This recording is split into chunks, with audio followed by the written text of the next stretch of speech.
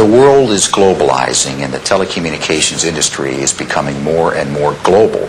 We have now for 10 years after our big merger created a global glue where people are tied together, where we don't internally compete but support each other. Globalization has been one of the most important factors to affect business over the last 20 years. But what is globalization? How is it different from what existed before? Companies used to export to other parts of the world from a base in their home country. Many of the connections between exporting and importing countries had a historical basis. Today, to be competitive, companies are looking for bigger markets and want to export to every country. They want to move into the global market. To do this, many companies have set up local bases in different countries. In this programme, we hear from two chief executives how their companies dealt with going global.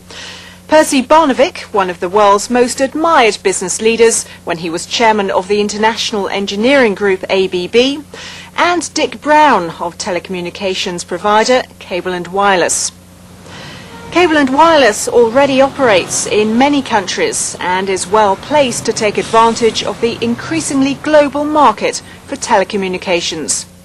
I asked Dick Brown, what is globalization? For him, it involves the economies of countries being connected to each other and companies doing business in many more countries and therefore having multinational accounts. The world is globalizing and the telecommunications industry is becoming more and more global. And so we feel we're well positioned in that marketplace. You see, currency markets are more globally tied. Economies are globally connected, more so nowadays with expanded trade.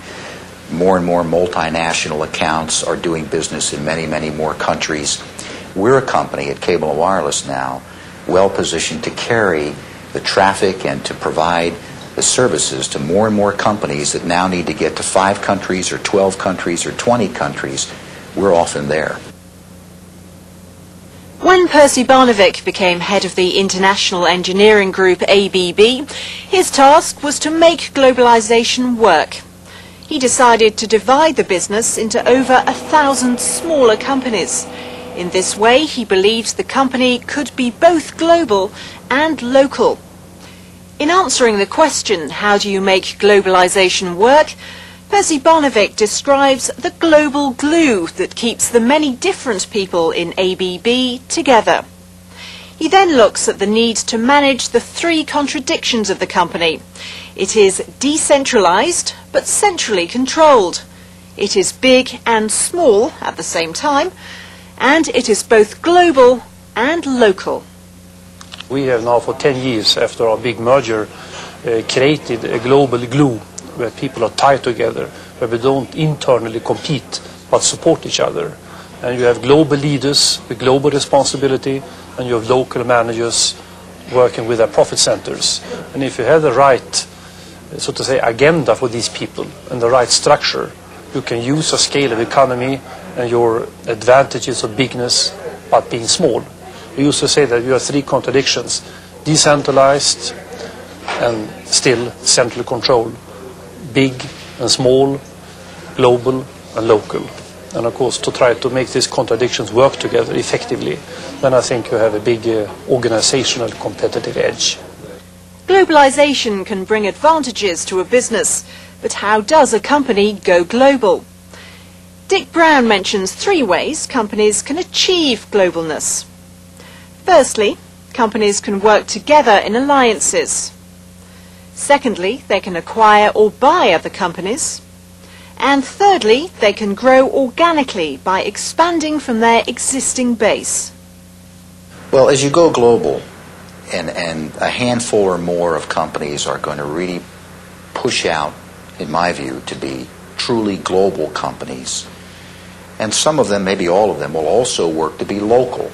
They'll be local in chosen markets and global in their ability to carry their customers' needs from continent A to continent B. We want to be one of the companies that's both global and local. Alliances are one way to be global. It's not the only way to be global. You can acquire your way to globalness. You can organically grow your way to globalness, You can have alliances which help you get global quicker. So you take your pick. You have to start from the top with local people who understand language, culture and so on. And I think in this global world where the East is coming up now, that's a winning recipe. ABB clearly found the winning recipe. Its theory of globalization has become the company's working practice. So how do you make theory work in practice? Percy Barnevik believes that successful globalization involves getting people to work together, overcoming national cultural barriers and making the organization customer-driven. You see, the easy thing is to have the theory, but then to make the systems work, to make people really work together, to trust each other, Americans, Europeans, Asians, to get over these national cultural barriers and create a common glue, ABB, and then make them customer-driven. If you can achieve that and create that culture deep down, then I think you have an important competitive edge. We've heard from two companies why they believe globalization is important for future success. Their views are shared by many other businesses throughout the world. What Dick Brown and Percy Barnevik have shown is that there are different routes to globalization and that companies have to work hard to succeed in going global. For those that do, the rewards are considerable.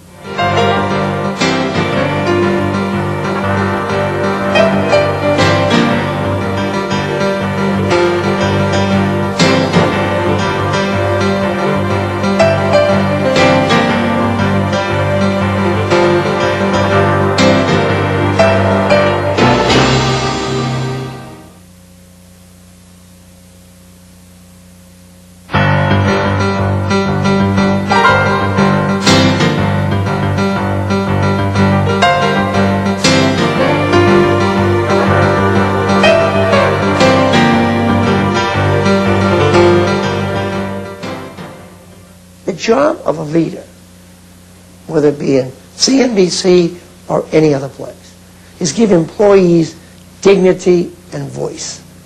Allow them to reach their full potential. As a CEO, my job is to remove barriers. It's not to come up with all the ideas. No one person's that smart. Once upon a time, the boss gave orders and the workers carried them out. Sometimes managers interpreted them along the way. This top-down or hierarchical model of business organisation has changed dramatically in the last decade or so. It responds too slowly for today's fast-moving businesses. So what kind of organisational structure is now needed? And how does today's business leader help to shape it? The answers to these questions are provided by Professor Sandra Dawson, Director of the Judge Institute of Management Studies at Cambridge University. And the two chief executives we've just seen, Jack Welch, who was Chairman and Chief Executive, transformed General Electric into one of the world's most admired companies, and Mike Bloomberg, founder of the fast-moving business information service, which bears his name. First, we asked Sandra Dawson what is the best management structure for businesses. Professor Dawson believes that structures are just tools or instruments to improve the business. She thinks that hierarchy or top-down management is not the right structure for businesses which are trying to encourage employees to use their own ideas, their initiative, in finding solutions. Employees now have the power or discretion to decide what they should do. She believes that the people at the top don't have all the answers. There is, she says, no monopoly of truth and right. I don't think there is one best way of managing anything. You have to think very carefully about what's the nature of the task and how can that best be achieved. Structures are just tools to enable you to do your business better. The reason why there's a lot of change is because hierarchy is not in the main the best way for organising businesses that require a lot of initiative and a lot of discretion throughout the organisation. In other words, for businesses where you know there is no monopoly of truth and the right solution at the top. We then asked Sandra Dawson what she thought the role of the business leader was in this new structure. She sees leaders as people who clearly show what the company stands for, displaying the values. They must decide what the company wants to do, giving a sense of direction. This is especially important in companies where there is distributed leadership, that is, where major decisions are taken at all levels throughout the company. And leaders have to look outside the company at its competitors and its customers, scanning what's going on. They should make sure the company knows what customers want, that it is tied in with its customers. They should also be aware of new technology and employ specialists to develop new ideas. I think displaying the values of an organisation, not just by speaking them but by acting them, is critically important. I think giving a sense of direction is vital, because if you have more distributed leadership, if you have many people with discretion, you still need to have a common focus on what's the long-term direction of the organisation. So stressing the values, giving a great sense of direction, and also scanning what's going on outside, because people can become very much focused on the requirements of doing the job today, particularly in this very competitive world, and therefore knowing what's going on outside, making sure that you're tied in with customers, looking to the future of new technology, making sure you've got very good specialists working with you, with whom you can take ideas and develop those. That's what I think the leaders now need to be.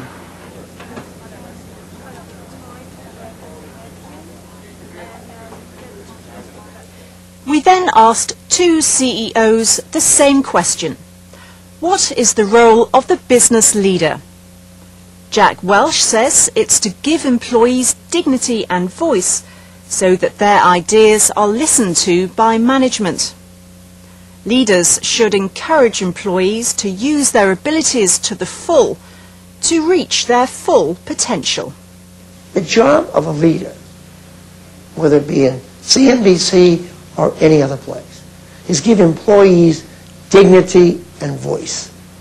Allow them to reach their full potential. They can't do that in a command and control superstructure. They can do that when you get all their trappings of management off their back. Mike Bloomberg describes his objectives as CEO. 1, to remove barriers to communication. 2, to create a meritocracy where people with the greatest ability have the greatest rewards. And 3, to encourage the flow of information within and outside the organisation. As a CEO, my job is to remove barriers. It's not to come up with all the ideas. No one person's that smart, and there's no reason to think that I am any smarter than anybody else. But my job is to make sure ideas get up to the top. My objective is, my responsibility is to make sure it's a meritocracy, that those that put in the time and do better get compensated better than everybody else. And so I try to remove things that would impede the flow of information. Nobody in our company has a private office. I don't have a private office. Why not me? Well, number one, I want the communications. And number two, it's very easy for me to say to you, you don't get one if I've given up mine. We don't have walls. We don't have all conference rooms have glass walls, and a lot of places don't have doors on them. We encourage people to come in at the same floor. The employees' snack bar is right when you walk in the door. We'd like our customers to mix with our people. We encourage people to run in races together, have picnics together. Anything I can do to get different parts of the company to talk to each other. We don't have titles in our company. Titles are another one of those things that would keep people from talking, and I don't want those things. How does an organisation have to change to respond to this new management style? Jack Welch thinks you have to flatten the organisation. This means taking away the various levels that exist in hierarchical management structures. It's important, he says, to remove barriers or impediments that would stop people from learning new ways of doing things. Companies must also act quickly to introduce these changes. The business manager is the leader of each of these businesses. So what we tried to do was flatten the organization, break down the vertical walls, so that an organization can learn. And an organization can be quick. If you believe in speed and you believe in learning, you've got to get all the impediments to those things out of the system. This is a game where you change all the time. You're always learning. You're always looking. We don't have all the answers by any means, but we have the most insatiable appetite to learn. It's in our culture. It is today the biggest change in our company. Finding what others are doing, teaching it, adapting it, and then driving it. So today's business leader spends more time listening to people than giving them orders. Leaders have to look for opportunities to learn from others, to adapt ideas to their own organisation, and to introduce changes very quickly.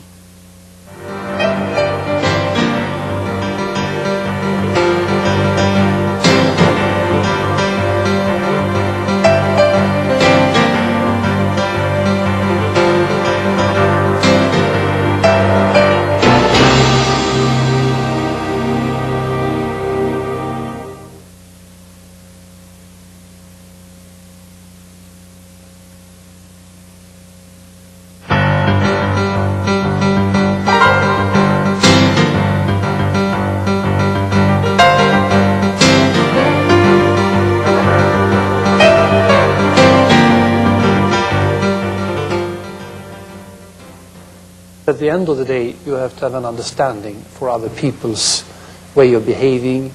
The key role of management is to coach their people. The success of a company depends on the ideas, abilities and decision-making of the people who work for it. How do you manage people to get the best out of them? What responsibilities does management have towards its employees?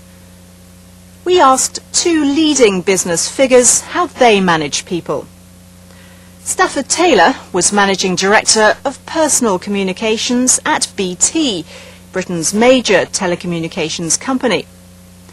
Percy Barnevik, former Chairman of International Engineering Group ABB, is now Chairman of Investor, ABB's holding company. Sandra Dawson, Director of the Judge Institute of Management Studies at Cambridge University, provides an academic perspective. In different organisations, there are different management styles. What are some of these different management styles? Stafford Taylor talks about the traditional command and control management style, where orders are passed down through the company. He thinks companies need to hand over responsibility to their employees and encourage them to make their own decisions and act on them. I think you need to look at the kind of different styles of management. And we have in this country, certainly in the UK, in many, many businesses, still a kind of command and control style of management. And what I mean by that is that the senior management have, through some ultimate wisdom with which they happen to be gifted, decide exactly what's going to happen throughout the company, and they set a series of commands of how the company is going to move forward, and that these commands then get thrown down the organisation, and people are then asked to do precisely what they're told to do. As far as is possible, and as far as is practical, we should leave it to our employees to take ownership of decisions, ownership of problems, and resolve those problems. And in the main, they do. I mean, certainly in my own organisation, I reckon 99% of the people are very responsible individuals that will get on and do the job in a proper way. Managers expect their staff to behave responsibly, but how should managers treat their staff? What happens when things go wrong, for example, or when companies are reducing the workforce? Percy Barnevik argues that managers must have empathy with their staff and an understanding for others. Stafford Taylor sees the key factors as teaching or coaching employees so that they learn from their mistakes and the whole organisation benefits. But first, Percy Barnevik. You can take any company who is undergoing reduction of people, and that's when your policies are put to a test. It's easy in good days to talk about that people are your most valuable asset, and all that. Then we are stuck with a problem to diminish. How do you handle people? How do you help them getting a new job? How do you try to transfer them internally?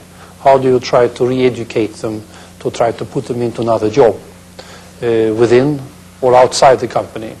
I think that tells a lot about your company policy, how you handle it in practice. And we don't need tough managers. We need managers with empathy who can think into the situation of these people who are struck by these changes. The key role of management is to coach their people. And by that I mean it's to make sure that we encourage, that we learn from mistakes, that when those mistakes are made, that people shouldn't be sort of disciplined. Everybody should be entitled to try out new ideas and make mistakes, and there shouldn't be sort of immediate disciplinary action taken or censure. We should say, look, we've learned from that experience, and let's make sure that we make sure everybody else doesn't make the same mistake, and let's coach best practice across the organization.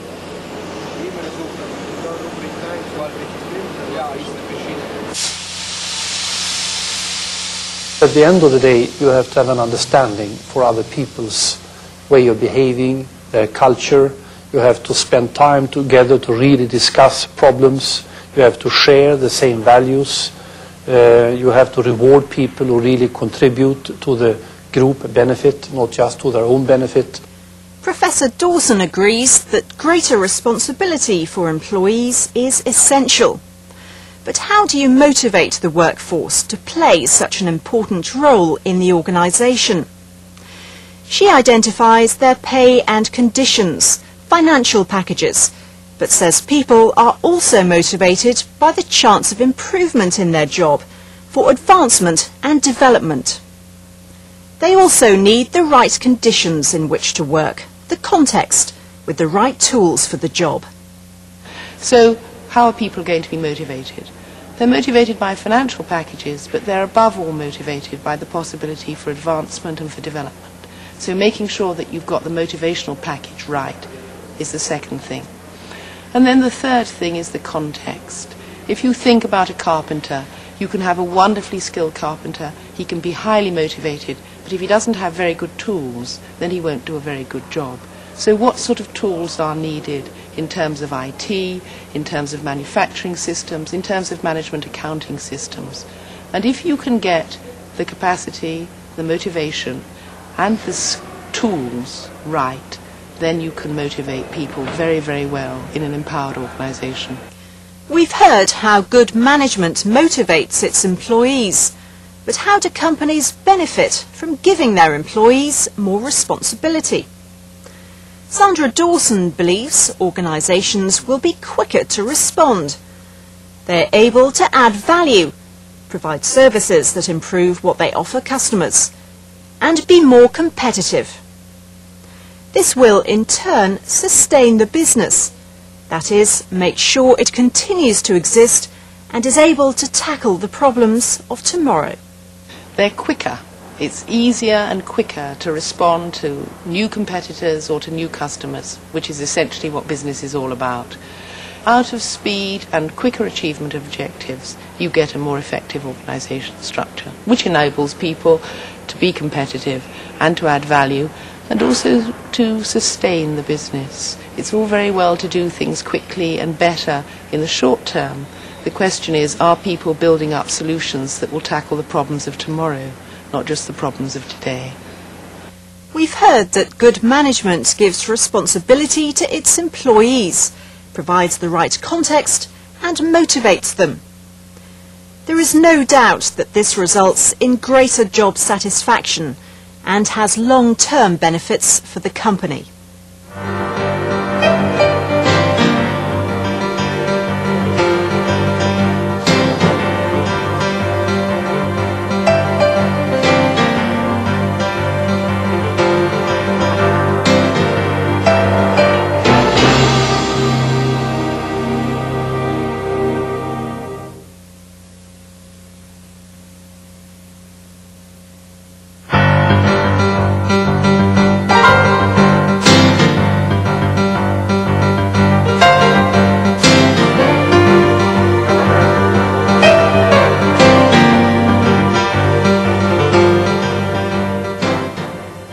brand is just a badge. It's a name. We're a company that has developed a brand that has grown historically into really something that people believe in, a set of values attached to it. Why do we buy from one company rather than from another? Why do we prefer product A to product B? It has a lot to do with brands and what we think of when we hear a certain brand name. With a strong corporate brand name, a company can sell a wide range of very different products. But the really important thing is what is behind the name. The company's personality, its way of doing things, the set of values that affects all its activities. Dick Brown, former CEO of telecommunications company Cable & Wireless, explains why they have used a single brand name for many different businesses. Will Whitehorn, Corporate Affairs Director of the Virgin Group, shows how the strength of the Virgin brand enables the company to move into new markets. Gary Hamill of the London Business School looks at the relationship between brands and the core competence of companies. First, the Cable & Wireless brand name. What does the brand name mean? For Dick Brown, it is a way of creating a global identity. It's a badge. What's important is what the brand stands for. What's behind the badge? The brand gives people an understanding of what the company is and how it treats its staff and customers. It shows the company's personality. We've been a company that in the past has understated its size and capabilities because Cable & Wireless has had an identity that matched the local brand name in many of our markets, not the Cable & Wireless brand name. So we were the most global telecommunications company in the world and the best kept secret. Now, 37 different names that comprise the family of companies of Cable & Wireless are all changing their names to Cable & Wireless. So we're popping up on the screen. The brand is just a badge. It's a name. How you behave, what is your character and personality, that's what's behind a brand. And so service levels, expectations for all of our 70+ thousand employees around the world, we're doing more and more of this as we give a consistently high quality of care for customers, no matter whether you're in Singapore or Vanuatu or Latvia or Jamaica.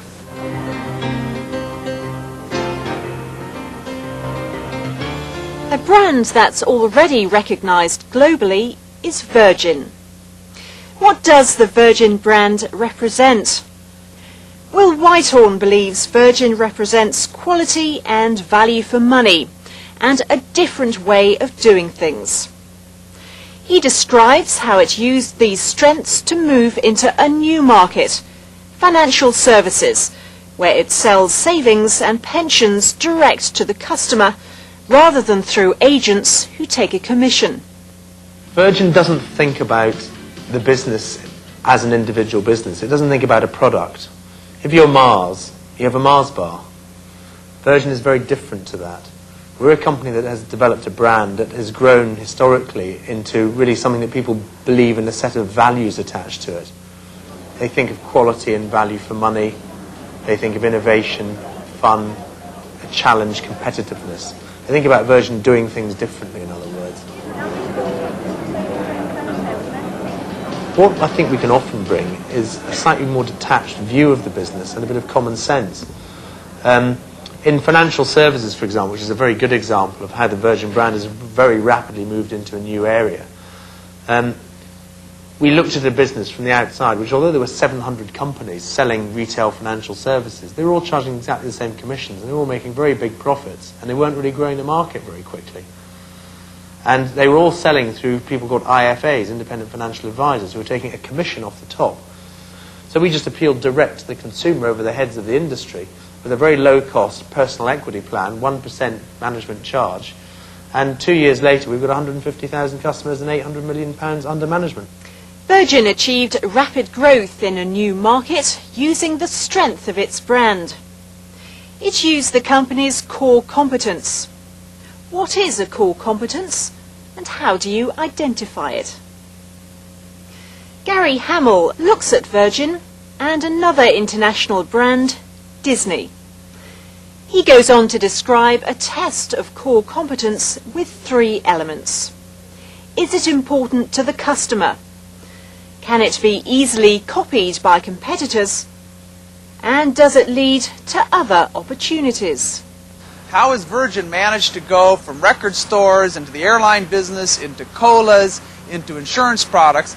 I would argue Virgin has been leveraging a competence really around their understanding of young people, next generation, how do you take stodgy businesses and make them unstodgy. That's a competence at Virgin. Identifying what your core competencies are is an essentially creative task. There are 3 fundamental tests of whether you're talking about a core competence or not. The first test is, does it create customer value? Is it something that is very important in the customer experience? The second test is it something that's difficult to imitate? Is it something that competitors would have a hard time duplicating? The third test is it something that can provide a gateway to new opportunities? Can we imagine ways of exploiting this in other markets? If it meets those 3 tests, it's probably a core competence.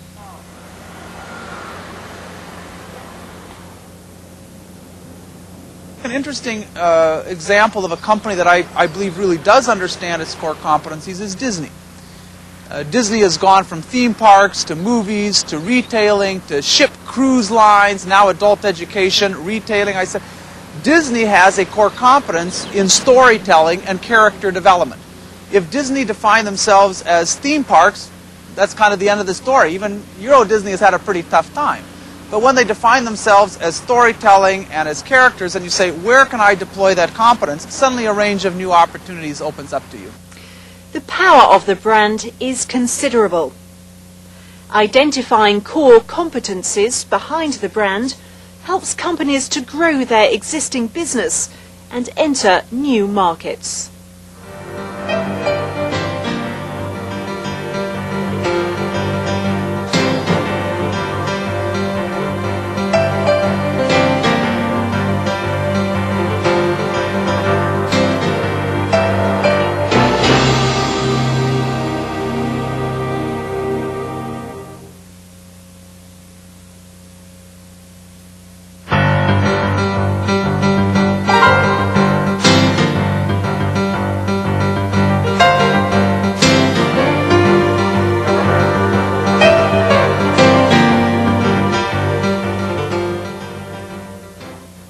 Over the last few decades in particular, business has come to realize that its success in the future also depends on maintaining a healthy environment. We take the view that we speak out on issues which our customers and our employees and our other stakeholders would expect us to speak out on. Why have companies started to pay more and more attention to their environmental responsibilities? The last 30 years have seen many highly publicised environmental disasters of worldwide concern.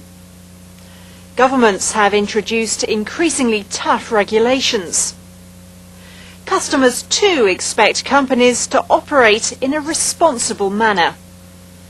Companies still need to take full account of their shareholders' interests, but they must also respect the wider interests of their stakeholders, that is, their customers, their employees, and the community. We hear from Prince Sadruddin Aga Khan, founder of Alp Action, the organisation which promotes the protection of nature and culture in the Alps, about the place of the environment in business thinking. David Wheeler, the former head of stakeholder development at The Body Shop, describes how that company regards its corporate responsibilities. But first, Vernon Jennings, previously a director of sustainability and environmental consulting group. He examines why business is rethinking its relationship with the environment. Business uses natural capital, timber, plants, minerals, for example, and man-made capital in the form of stocks, shares and cash.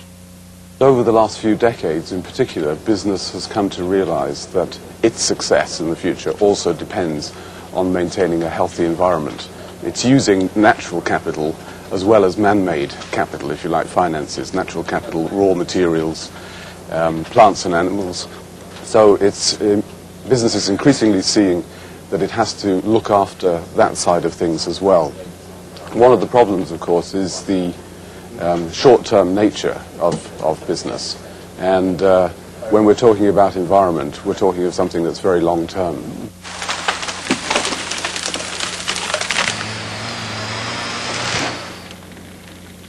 Business and industry must obviously take their responsibilities towards the environment seriously. Can business and the environment work together? Perhaps concern for the environment can even bring benefits to business. Prince Sadruddin Aga Khan certainly thinks so. Environmental activities such as waste management and recycling create jobs. They are job generating. He argues that companies cannot afford to use up the Earth's resources that can't be replaced. They can't squander the environment's non-renewable resources.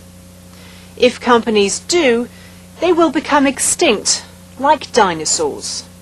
The environmental field produces enormous opportunities for growth, whether it's for recycling, cleaner engines, saving energy, fuel efficiency, etc., etc. And therefore it's a job-generating sector. There's an enormous amount of money that's being made now out of recycling, waste and whatnot. So basically I don't think that the two are contradictory. In fact, they work together.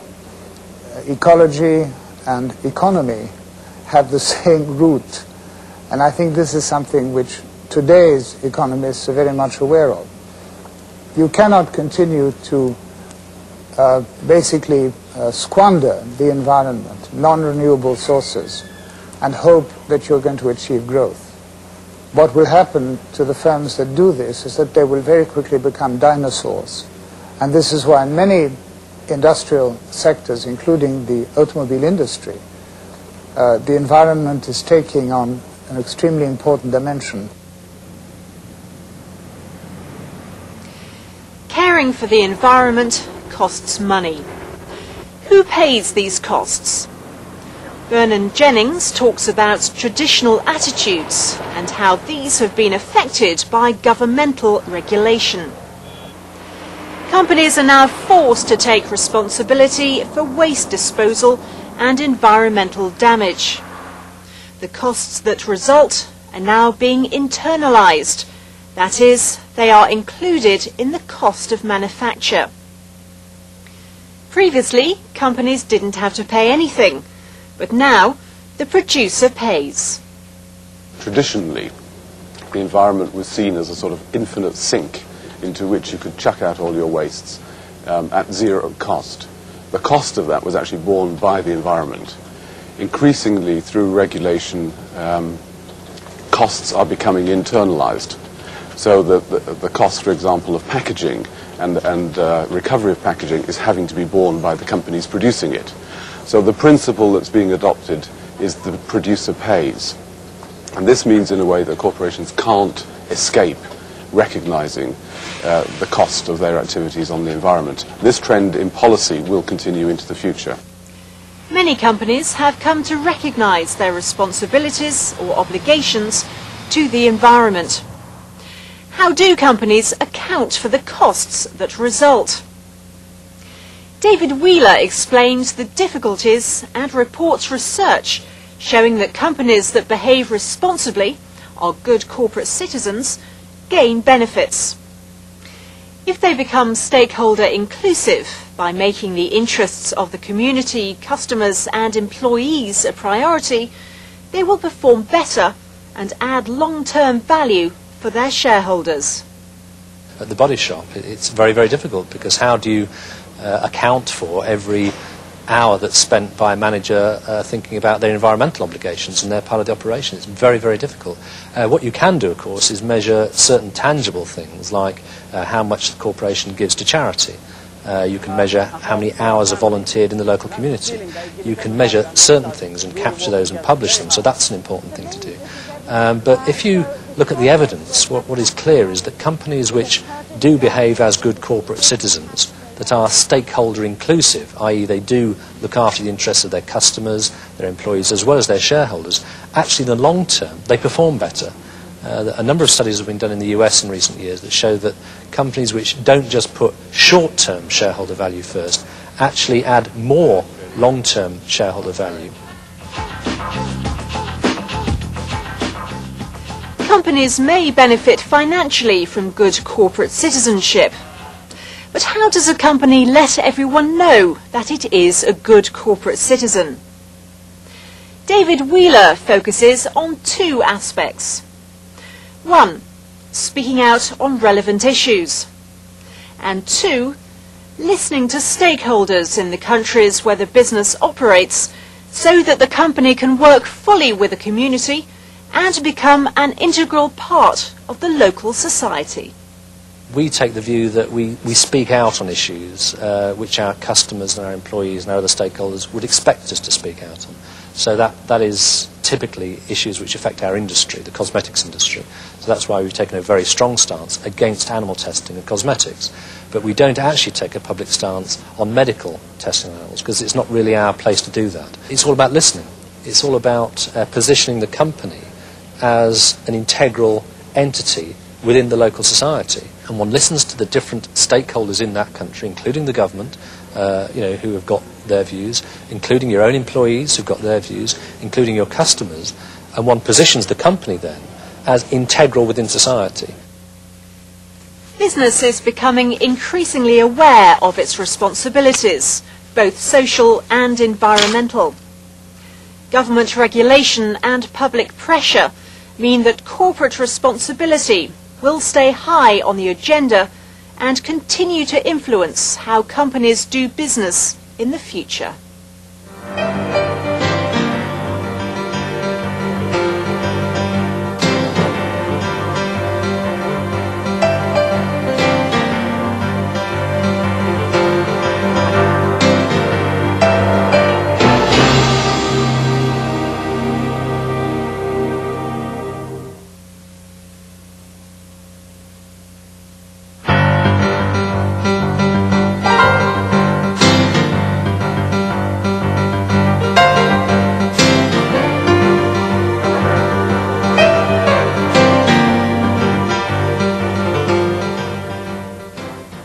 The interesting thing is, how do you change your business when information is a very powerful resource that is now available to you very readily in massive amounts, and you have the ability to compress and understand that data. We're also expanding our services, including asset management, leasing, and using the internet as a way of building the intimacy with our customers and also lowering the cost of doing business for both ourselves and the customer.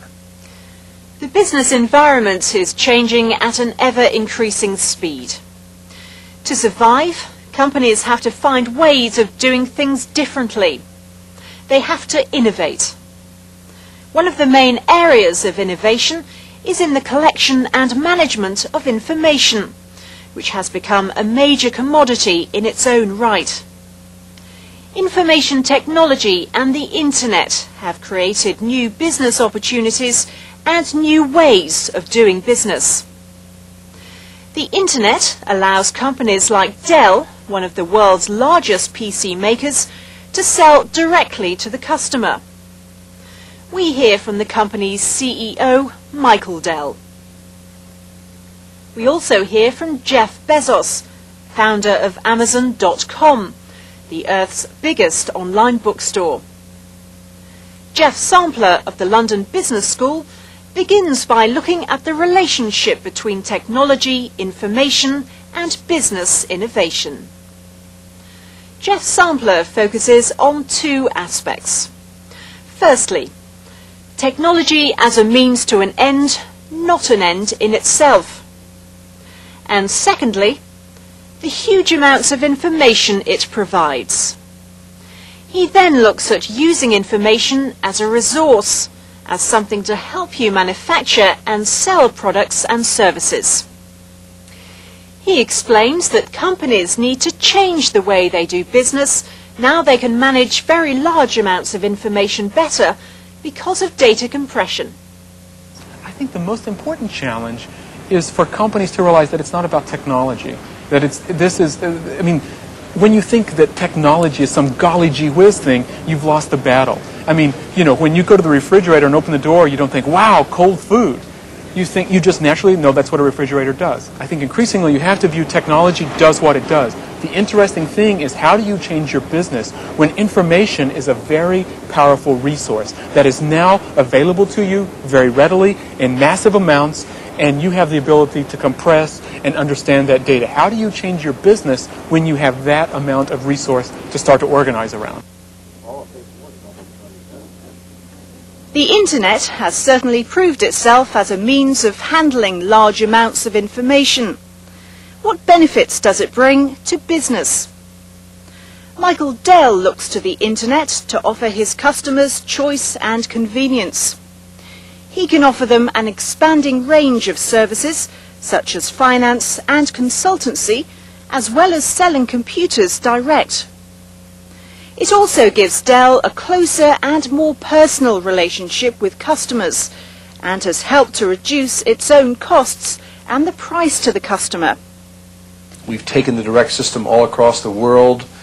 We're going to open up in China and in Brazil. We've had great success in Europe and Japan and most of the key markets in Asia.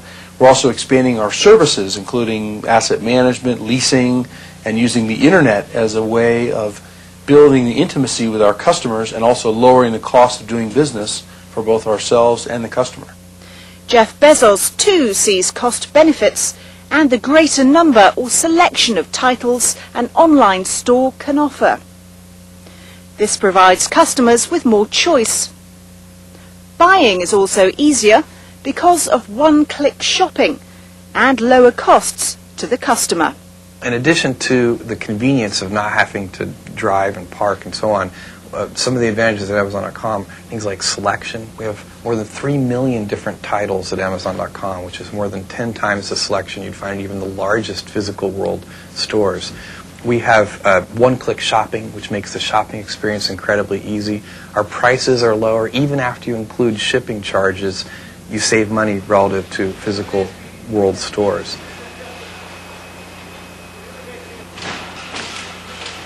The Internet enables companies to do business all over the world. What trends does Dell see in online sales outside the United States? About 17 to 20% of our sales on the Internet are outside the U.S. And we're seeing the same acceleration in Internet demand in Western Europe, in Canada, and Japan. In fact, in Japan, over 50% of our sales to consumers are online.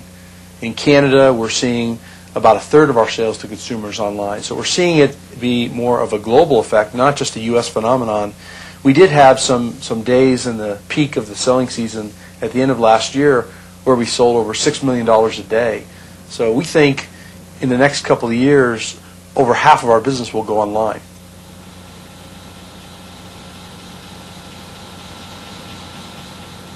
Amazon.com's business is already 100% online.